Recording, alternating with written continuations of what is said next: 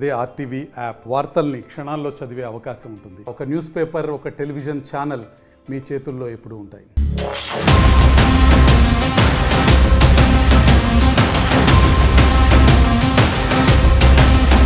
పామును చూస్తేనే మనం భయపడతాం.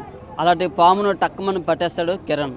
గాజువాక్ చెందిన స్నేక్ నేచర్ సొసైటీ తరఫున ఒక సొసైటీ ఏర్పాటు చేసి ఎక్కడ పాము ఉంటే అక్కడ పామును పట్టేసి కిరణ్ అసలు ఇది ఎన్నాళ్ళ నుంచి వృత్తిలో ఉన్నాడు. ప్రస్తుతం అంతా మాట్లాడే ప్రయత్నం చేద్దాం. ప్రస్తుతం మన విజువల్స్లో కూడా చూడొచ్చు, కొండ చెలువని చేతిలో పెట్టుకొని ఉన్న పరిస్థితి. మనం కూడా ముట్టుకుంటున్నాం, ఏమన్న పరిస్థితి ఉంది పూర్తిగా. కాకపోతే ఇది కానీ మెల్ల వేసుకుంటే చుట్టేసే పరిస్థితి కూడా ఏర్పడుతుందని మనం కిరణ్ చెప్తున్న పరిస్థితి ఉంది. చెప్పండి, అసలు మీకు పామును ఎలా గుర్తిస్తారు? ముందుగా గుడ్ ఈవినింగ్ అండి. స్నేక్స్ సొసైటీ కిరణ్ కుమార్ రకం విశాఖపట్నం.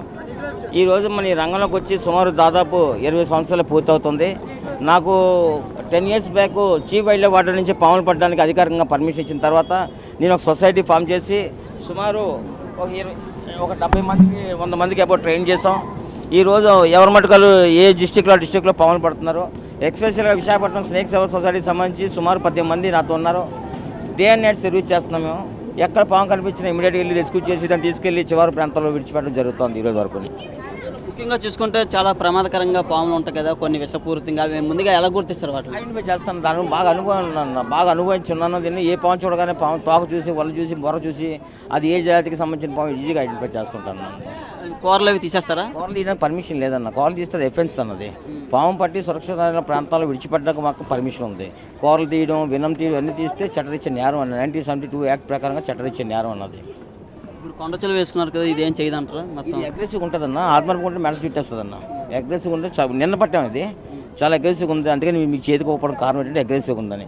ఇది మెడ చుట్టేస్తుంది, కాలు చుట్టూ పడేస్తుంది. ఈరోజు రామూర్తులపేటకు వచ్చి అవేర్నెస్ పెట్టారు. అసలు ఇక్కడ చాలామంది ప్రెసిడెంట్లు, సెక్రటరీ గారు అందరూ గతంలో నాకు వారం క్రితం ఫోన్ చేశారు. ఫోన్ చేసి మన పాములు లేవు, లైవ్ స్నేక్తో అవేర్నెస్ పెడితే కొంచెం ఎడ్యుకేట్ అవుతుందనే ఉద్దేశంతో నేను 1 week గ్యాప్ తీసుకున్నాను. లక్కీ నేను రాత్రి ఒకటే ఉదయం పాములు మనకు దొరకడం వల్ల ఇది తీసుకొచ్చి రామూర్తిపేట పంతులు కంచరపాలెం అవేర్నెస్ ప్రోగ్రామ్ పెట్టాం. పిల్లలందరూ కూడా చాలా హుషారుగా భయపడకుండా పాములు పట్టుకుందని ఆరాటం, ఆతృత కనిపించింది పిల్లల్లో. ఇటువంటి ప్రోగ్రాంలో అవేర్నెస్ క్రియేట్ అవుతే భయం పోతుంది, ప్యానిక్ పోవాలి. పాము కాటు విషయం కన్నా ప్యానిక్ వల్ల భయపడి చచ్చిపోతూ ఉంటారు. అందుకని పాముని చాలామంది చంపేస్తారు. ముందు చంపిందని చచ్చిపోయిందని మళ్ళీ చంపడం, పాము కాటేగా గుండా చచ్చిపోవడం, నాన్ వెనమస్ స్నేక్ కాటేసి కూడా చచ్చిపోతాను. అంటే ప్యానిక్ అవేర్నెస్ లేకపోవడం వల్ల ఆ అవేర్నెస్ ఎడ్యుకేట్ చేయడానికి మొత్తం నేను అవేర్నెస్ ప్రోగ్రామ్ స్టార్ట్ చేస్తాను. నేను ప్రతి గ్రామాల్లో, ప్రతి ప్రాంతంలో మ్యాక్సిమం జిల్లా అంతా కవర్ చేసి పాము పట్ల భయం పోవడానికి, పాము మనకు మనుగుడికి అవసరం, రైతులకు అవసరం, పాము మేలు చేస్తే తప్ప కీడు చేయదు. పాము ఈ అవేర్నెస్ క్రియేట్ చేసి మొత్తం అందరూ కూడా ఎడ్యుకేట్ చేసి అవేర్నెస్ క్రియేట్ చేయాలి. కంపెనీలో, స్కూల్లో పిల్లలకి అందరూ కూడా ఎడ్యుకేట్ చేయాలని ఆలోచనలో ఉన్నాను. తప్పకుండా ఇది విజయవంతం జరుగుతుంది. మీరు అందరూ కూడా సహకరిస్తున్నారు. జీవీఎంసీ కమిషనర్ కూడా మాకు సహకరిస్తున్నారు. అంతా హ్యాపీగా జరుగుతుంది. సొసైటీ అయితే ఇప్పుడు బాగుంది. ఎంతమంది ఉంటారు మీ వెనకాల? ఇంకా సిబ్బంది మా సొసైటీ 18 మంది ఉన్నప్పుడు 100% రెస్క్యూ చేసిన 18 మంది ఉన్నామన్నా. 18 మంది ఏ టైంలో ఫోన్ చేసినా వీఆర్ రెడీ టు రెస్క్యూ. నిన్న రాత్రి 11:30కి మన లా కాలేజ్ ఉంది కదా ఏఈలో, 11 గంటలకు ఫోన్ వస్తే మన కుర్రలు రాత్రి పట్టుకొచ్చాడు. మొన్న రాత్రి 1 గంటకి టాటా బెంచ్లో ఇది పట్టాం. ఓన్లీ మాకు మిడ్ నైట్ మ్యాక్సిమం కాల్స్ వస్తాం. We are ready to rescue. The calls తీసుకొచ్చి సురక్షిత ప్రాంతాలు విడిచిపెట్టడం మా సొసైటీ ఎప్పుడు కూడా సిద్ధంగా ఉంటుందన్న. కొన్ని పాములు కొంచెం ప్రాణాన్ని కూడా ముప్పు ఉంటుంది. అలాంటిది మీరు ఏ విధంగా చర్యలు తీసుకుంటారు? అంటే చర్యలు తీసుకోవడానికి ఏం లేదా, టెక్నిక్గా పడతాం. ఇక్కడ ఏం ప్రాబ్లం అయితే immediate go to the government hospital. తప్ప మూఢనమ్మకాలు, పంతులు తిరగడం, జాతకాలు ఇవన్నీ రాంగ్ అన్న.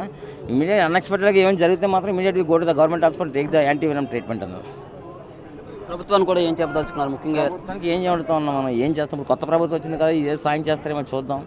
మరి నేను 20 సంవత్సరాల నుంచి పాములు పడుతున్నాను. 20 సంవత్సరాలు ప్రతి అధికారికి, ప్రతి నాయకుడికి, స్కూళ్ళు, బ్యాంకులు, అధికారులు, కలెక్టర్ గారు అందరింట్లో పాము పట్టున్నాను.